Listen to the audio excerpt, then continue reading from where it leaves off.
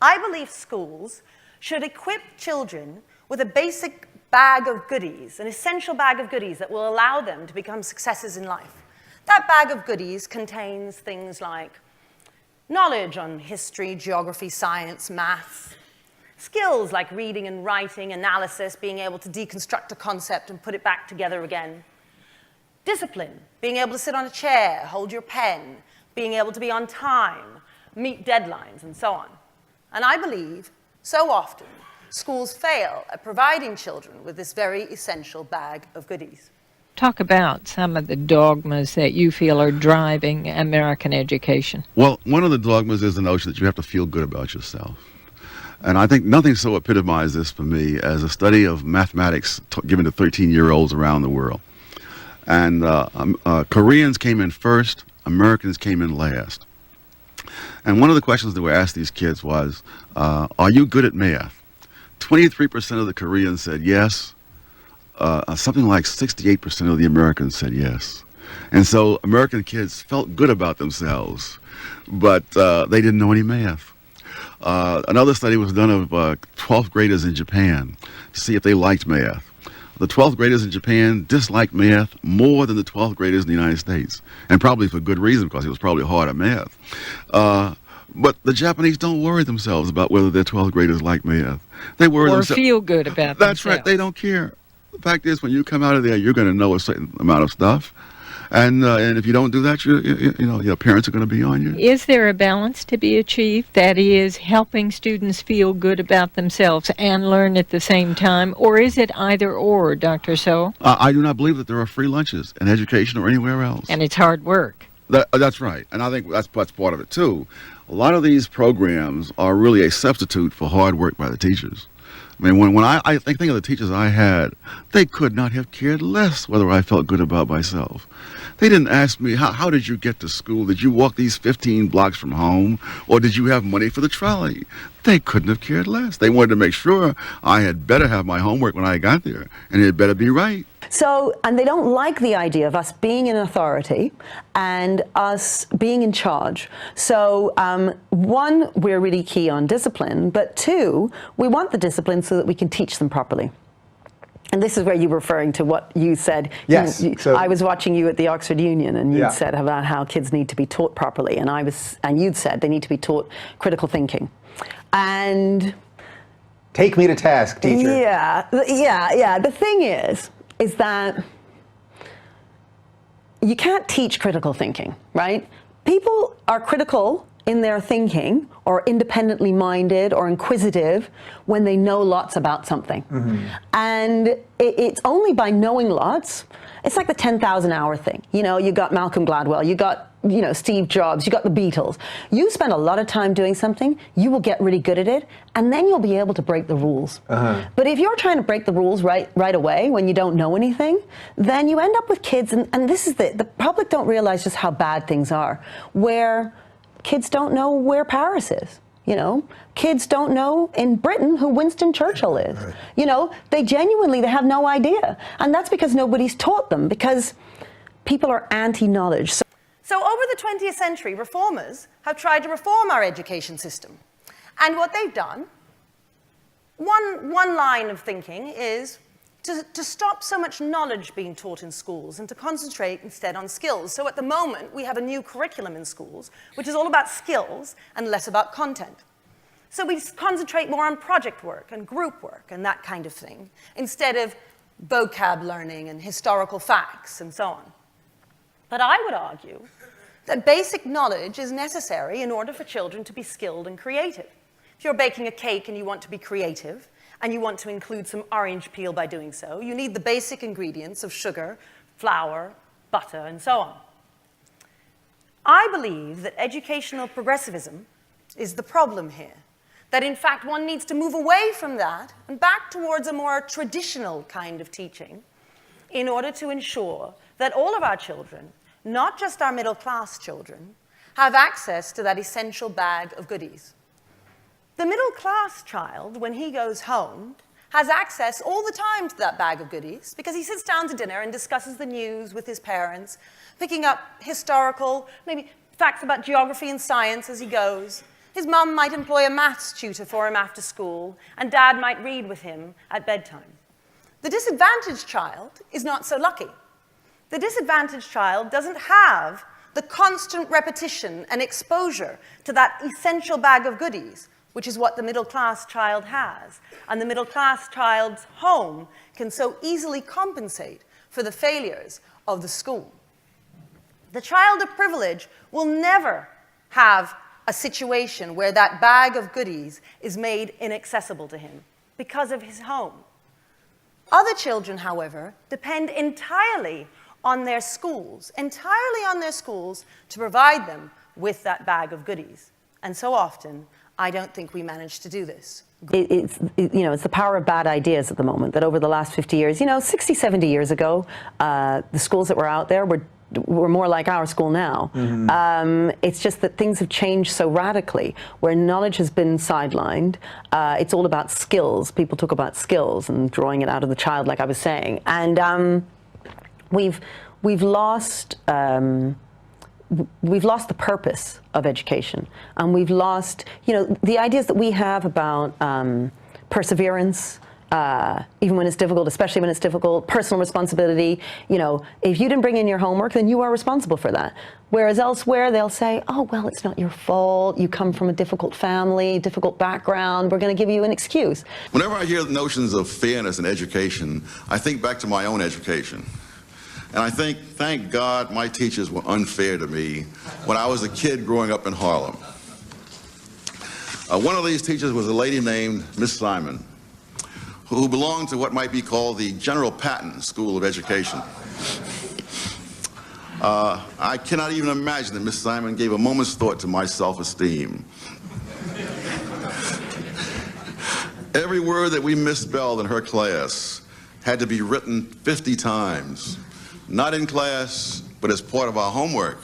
And there was always plenty of other homework from her and other teachers. And so you misspelled 4 or 5 words, and you had quite an evening ahead of you. Very little chance of listening to the Lone Ranger. Now, was this fair in Rawlsian terms? And the answer is no. Like many of the children in Harlem at that time, I came from a home where nobody had gone beyond elementary school. I still remember what a big fuss was made when I was promoted to the 7th grade because I'd gone further than anyone else. In later years when I graduated from Harvard, there was no such fuss. They expected me to. But fairness was never an option. There was nothing that Miss Simon or anybody else could do about the fact that we came from homes where we did not have books and magazines, and we were not as familiar with those words as people from other neighborhoods might have been. So that was never an option. Nothing that schools could have done would have changed that. It would have been an irresponsible self-indulgence for them to have pretended to make things fair. If there's anything worse than unfairness, it is make-believe fairness. They could, like the College Board apparently is trying to do, pretended that we knew more than we did. And that would have made them feel good. It would not have done much for us. Instead, they forced us to meet standards that were a little harder for us to meet than they were for some other kids, but far more necessary for us to meet, because that was the only way out of poverty. Many years later, I happened to run into one of the other kids from Harlem who went to that same school at the same time. And by now, he was a psychiatrist. He owned a home in the Napa Valley and property out there. In fact, now he's retired, living overseas with servants, while yours truly is still trying to make a living. But as we reminisced about things that had happened in the old days and what had happened in between, one of the things he mentioned was that over the years, his various secretaries had commented on the fact that he seldom misspelled a word.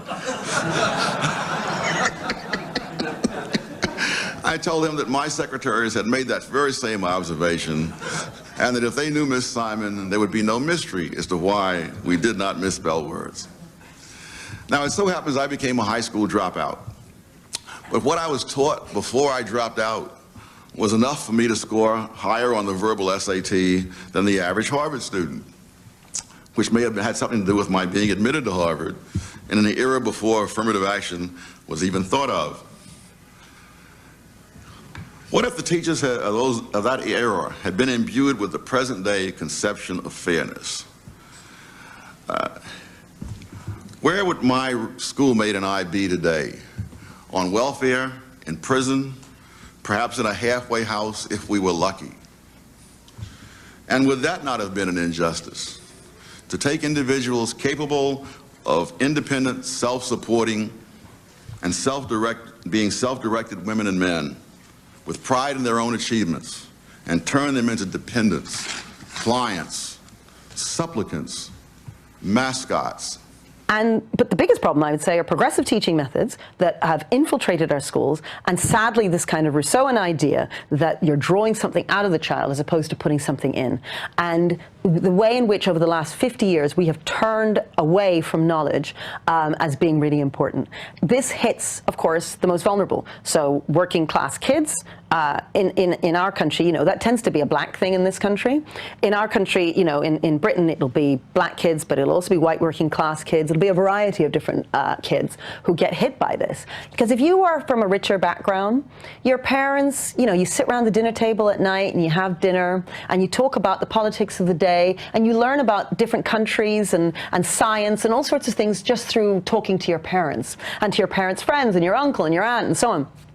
With kids whose parents are not well educated, they don't get that at home. Mm-hmm. So they're depending entirely on the school to give them what they need to be able to succeed. And sadly, because schools are convinced about this idea of this romance around thinking critically, and that's not to say we don't want them thinking critically. We do. Yeah. But you need to give them lots of stuff to get them to that point. Right. So when I said that at Oxford Union about teaching critical thinking, it's not that you don't believe in critical thinking, of course. No. It's that you really, that's not something to teach, at least at first. It's that you have to give them all the breadth of knowledge first, and then they will learn how to critically think about all of these issues. Fair enough. I like taking some criticism. Exactly. I appreciate it. But the cold fact is that for a period of decades, the parents and the public have been pushing the schools to have more academic material, and the schools have been pushing in non-academic directions. And by and large, the schools have been winning, that more and more fancy fads and gimmicks have been coming into the schools. Very often people say, you know, the Catholic schools do so much better with so little money. And I've come to think that really I don't want to take anything from the Catholic schools. But I think the fact that they have less money may be one of the reasons why they're doing so well, because they cannot afford these expensive gimmicks and fads. And some of that reform is good. Some of the reform that has come in the 20th century is good, but some of it is not. Some of it, for instance, reform has managed, in some cases, in some schools, to actually ban road desks in classrooms. And one must have desks in a group instead.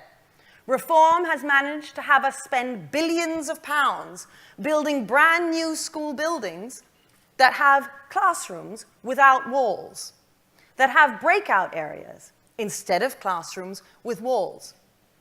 Now, the reform there is something that I think we need to question. However, in this day and age, one cannot question that reform without seeming like one is a dinosaur.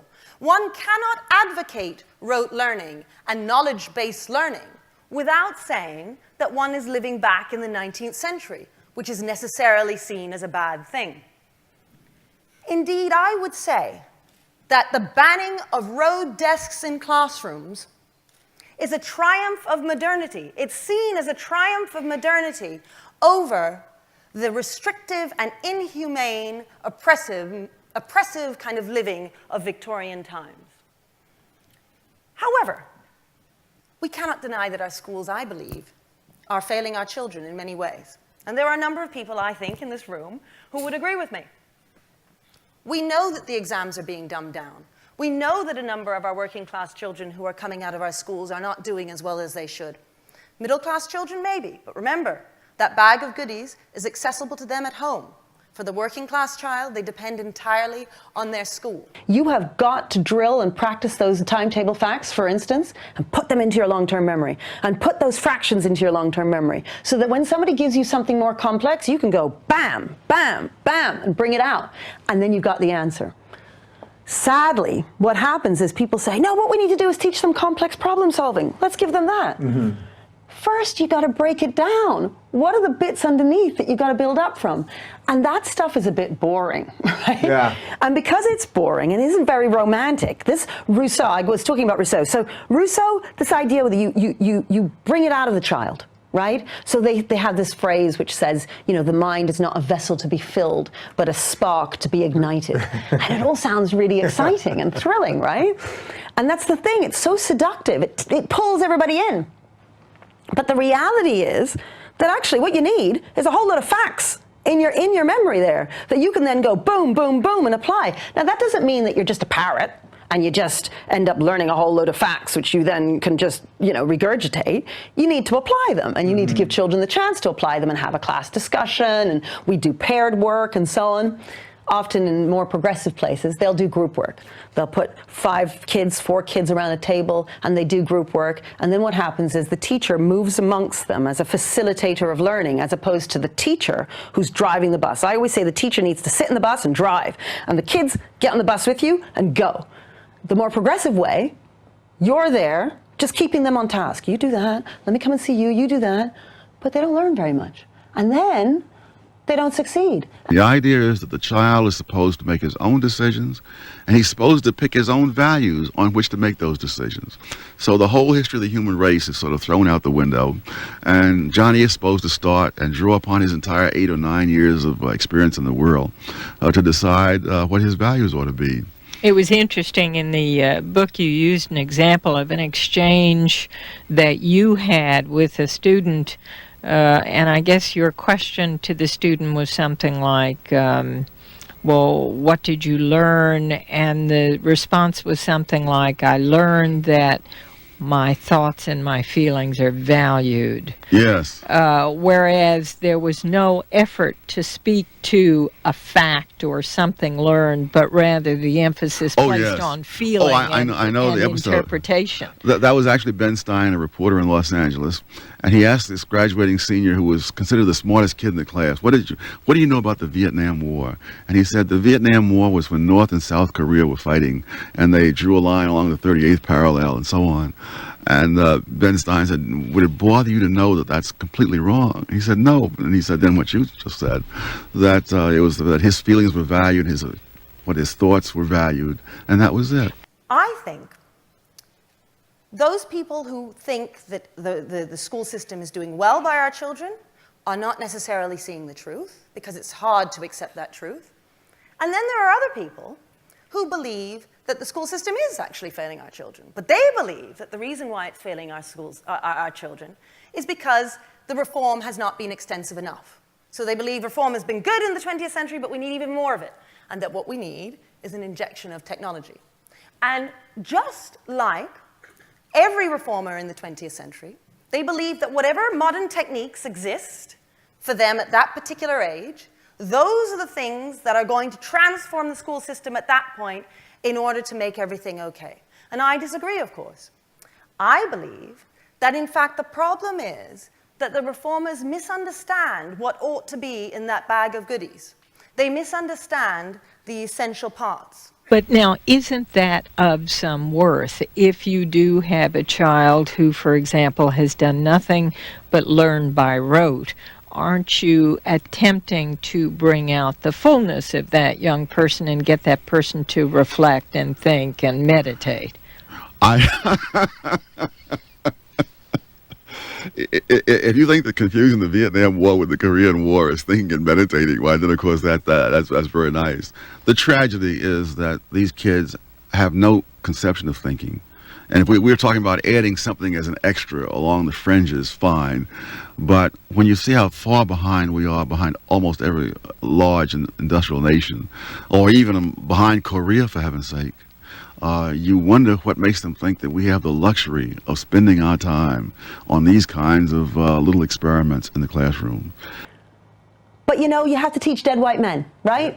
Like, one of the big problems we have is that they don't want to teach dead white men because they're dead white men, and that's a problem, right? So they only want to teach. Recently, we had this situation where in Manchester, these students painted over a mural of Kipling, so Rudyard Kipling's poem was up there, and they painted it over and put Maya Angelou's poem by Maya Angelou. Now, I'm a great fan of Maya Angelou. I think she's brilliant. But one of the reasons why she's a great writer is because she read a lot of Kipling, and she read a lot of Shakespeare. In fact, she said of Shakespeare that she thought when she first read him that he must have been a black woman, because he would have known, he had to be a black woman to have understood the plight of black women, right? Because he speaks to the human condition, right? But he's a dead white male. Oh, we don't want to teach him. Oh, Kipling, he was a racist. We don't want to teach him. But at our school, we've got them reciting, you know, the poem If you can keep your head when all about you are losing theirs. And blaming it on you, you know. But at the end of it, it says, the earth is yours and everything that's in it, and what's more, you'll be a man, my son. And that, you'll be a man, my son. But what about the women? How can you not be recognizing the women? And in a day and age where men can be women and women can be men, we can't allow this poem. I said, well, he's obviously speaking to me too, but there's outrage. Oh, no, he's only mentioned men, right? It's the most beautiful poem. Our children learn it off by heart, right? But children elsewhere will never have access to Kipling. Now, everyone has to be taught Shakespeare. Like, by law, you have to be taught Shakespeare. But the fact is, we indulge in Shakespeare. We love Shakespeare because Shakespeare is so beautiful and extraordinary. And just because he's a dead white guy, well, does that mean that he didn't write beautifully, you know? There's just some beautiful, I mean, you know, love is not love, which alters when it alteration finds or bends with the remover to remove. It's all so beautiful. And you want the children to be able to access this. And we teach them other poems like Invictus, which means unstoppable. And it was one of Mandela's favorite poems. And, you know, they say at the end, I am the master of my fate. I am the captain of my soul. And all of our kids put their hands on here when they say, I am the master of my fate. And there's nearly 200 kids in the lunch hall all belting this out and loving it because they are the masters of their fate. And it's teaching the kids that and inspiring them to make a difference with their lives. It is important, I think, that we recognize some of the good things that came out of the 19th century. It is important for us to embrace some of that. And I believe that only when we understand the concept of rejecting some reform and embracing some tradition, only then will we be able to move our schools out of the Dark Ages and place them firmly in the 21st century.